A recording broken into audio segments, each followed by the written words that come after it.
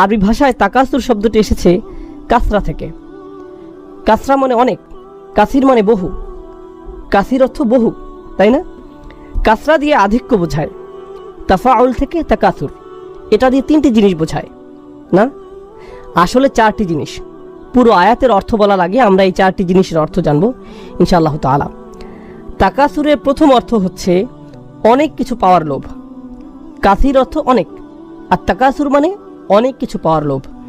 তাহলে প্রথম অর্থ হচ্ছে অনেক কিছু পাওয়ার লোভ তোমাকে বিভ্রান্ত করেছে, এটা হচ্ছে প্রথম অর্থ। অনেক কিছু পাওয়ার লোভ তোমাকে বিভ্রান্ত করছে। আপনি সবসময় ভাবেন আমার তো যথেষ্ট নেই, আমার আরও দরকার, আমার কেবল ভাড়া বাসা আছে, কিন্তু আমার নিজের একটা বাসা দরকার। আমার একটা পুরাতন গাড়ি আছে, আমার একটা নতুন গাড়ি দরকার। আমার কেবল এইটুকু সঞ্চয় আছে, আমার আরও বেশি সঞ্চয় দরকার। আমার কেবল একটা ব্যবসা আছে, আমার আরও একটা ব্যবসা শুরু করা উচিত। আমার কেবল এইটুকু আছে, আমার আরও বেশি দরকার। সবসময় আপনি অনেক অনেক বেশি পাওয়ার আশা করেন। আপনার মন সবসময় এইসব আকাঙ্ক্ষায় ব্যস্ত থাকে, আর আপনি গুরুত্বপূর্ণ কিছুর ভাবনা থেকে উদাসীন হয়ে পড়েন। এটা হচ্ছে প্রথম অর্থ। তাকাসুরের দ্বিতীয় অর্থ হচ্ছে অনেক পাওয়ার জন্য প্রতিযোগিতা করা। প্রথম অর্থ ছিল নিজের জন্য অনেক বেশি চাওয়া। দ্বিতীয় অর্থ হচ্ছে অনেক পাওয়ার জন্য অন্যদের সাথে প্রতিযোগিতা করা। সে কিভাবে আমার চেয়ে বেশি পেল, আমার চেয়ে তার বেশি কিভাবে? ভাই, সে আমার চেয়ে ভালো চাকরি করে, আমার ওকে ধরা উচিত, আমার ওকে হারাতে হবে। আপনার অফিসে আপনার চেয়ারে বসে আছেন, আপনার পাশে যে বসে আছে তার চেয়ারটা আপনার চেয়ারের চেয়ে উন্নত। আপনি দেখে ভাবলেন তার চেয়ারটা কিভাবে আমার চেয়ে সুন্দর, সে কিভাবে এটা পেল। এটা খুবই সামান্য জিনিস, কিন্তু আপনি এভাবেই ভাবেন। তার হয়তো একটা সুন্দর মাউস আছে, তার মাউস প্যাডটা ঝকঝকে, তার টেবিলের পাশে সুন্দর জানালা আছে, আমার এখানে তো জানালা নেই। এটা হতে পারে খুবই সামান্য কোনো বিষয়, খুব ক্ষুদ্র পরিসরে।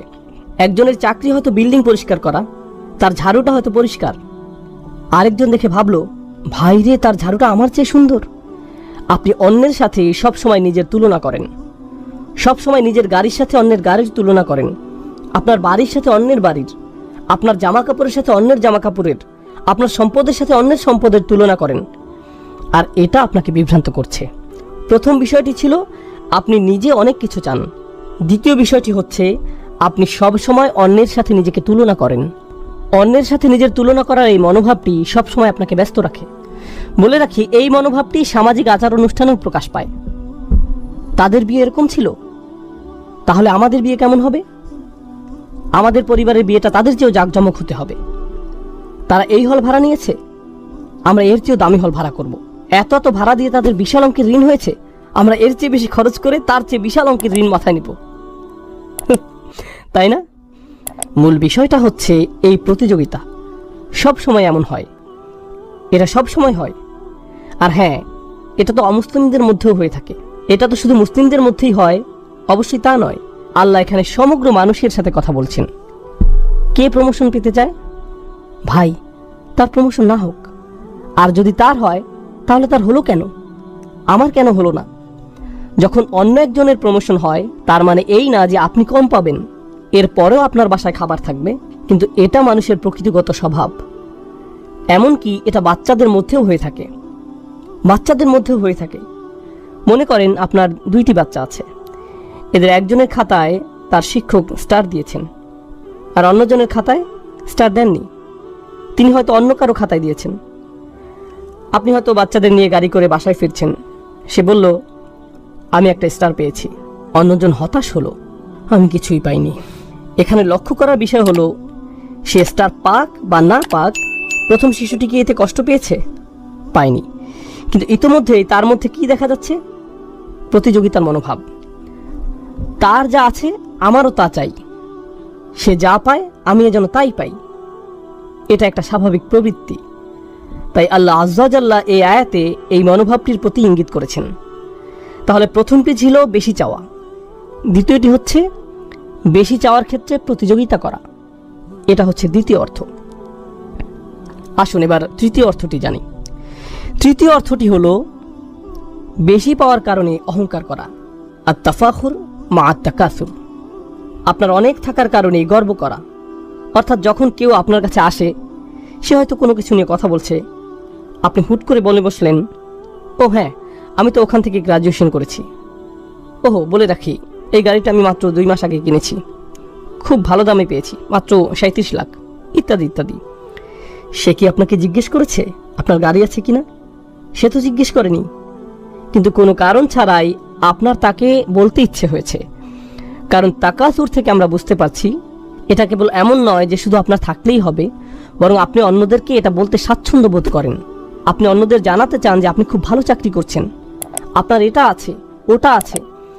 তাহলে 3টি বিষয় হলো, তাই না? এবার আসুন 4র্থ বিষয়ে। আরবিতে বাবে তাফাউলের 2টি বিষয় রয়েছে। এতে আছে মুফাআলা, যার অর্থ মানুষ একে অপরের সাথে প্রতিযোগিতা করছে। আমরা এটা জেনেছি। তাকাসুরের 4র্থ বিষয়টি হচ্ছে এমন কিছু যা ভাগ করে নেওয়া যায়। তাআওয়ানু, শুধু প্রতিযোগিতা নয়, বরং একে অপরের সহযোগিতা। 4র্থ বিষয়টি থেকে বোঝা যায় আপনাদের সবারই এটা আছে। আমাদের সবারই বেশি পাওয়ার আকাঙ্ক্ষা আছে। এমন নয় যে একজনের নেই অপরজনের আছে, আমাদের প্রত্যেকেরই বেশি পাওয়ার আকাঙ্ক্ষা আছে। আমাদের প্রত্যেকেরই এটা আছে।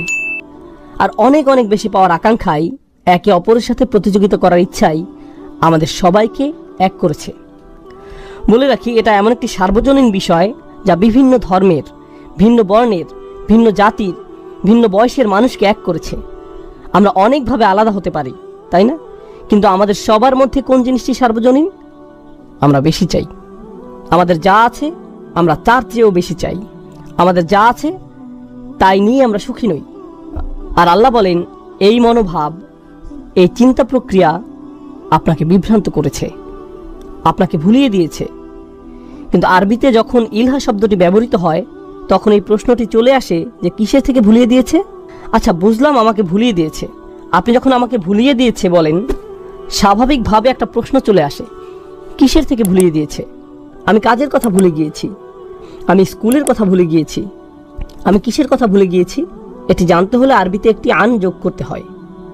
আমি আপনাদের যে আয়াতটি বলেছি, লা তুলহিকুম আমওয়ালুকুম ওয়ালা আওলাদুকুম, এরপর আল্লাহ যোগ করলেন আন যিকরিল্লাহ। আপনার সম্পদ ও সন্তান যেন আপনাকে ভুলিয়ে দিতে না পারে। কিসের থেকে? আল্লাহর স্মরণ থেকে। এখানে কিছু একটা থেকে বলা হয়েছে, এখানে বাড়তি তথ্য যোগ করা হয়েছে। এই তথ্যটি দিয়ে আপনাদের উত্তর দেওয়া হয়েছে। এখন এই সূরায় আল্লাহ আযজা জাল্লা আন আইশাইইন বলেননি। তিনি কি বলেছেন? আমাদের ভোলার ব্যাপারে তিনি কি বলছেন? এখানে তিনি উন্মুক্ত রেখেছেন।